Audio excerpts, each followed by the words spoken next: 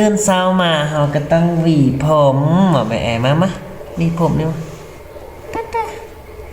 จิ๊กหวีผมให้มาหยากันเห็นงา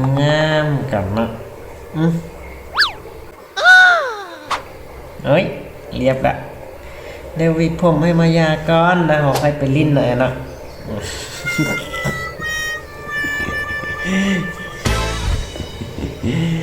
เดี๋ยวสิแล้วละสันนะ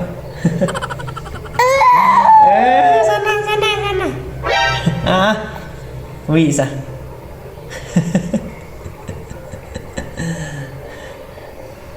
โอเคจับวีวันนี้วีผมเนี่ยวีผมทางนี้ถึงเนี่ยนี่นะวีผมทางนี้นะนี่วีผมมันคือแดดดี้เฮ็ดเนี่ยนะฮึดจืดติ๊ดวีผมกันมาไหมตื่นมาต้องวีผมกันแล้วจึงไปถูแค้วแต่แค้วยังว่าทันมีแค่ได้นี่งามมาแท้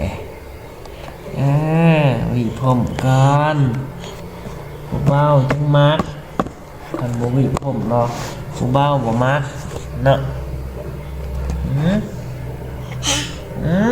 งามแล้วบัดนี้นะโอ้ได้ละเย้นี่ก็ได้บักกี้เด้อสักคิวโอเควีผมแล้วเฮาก็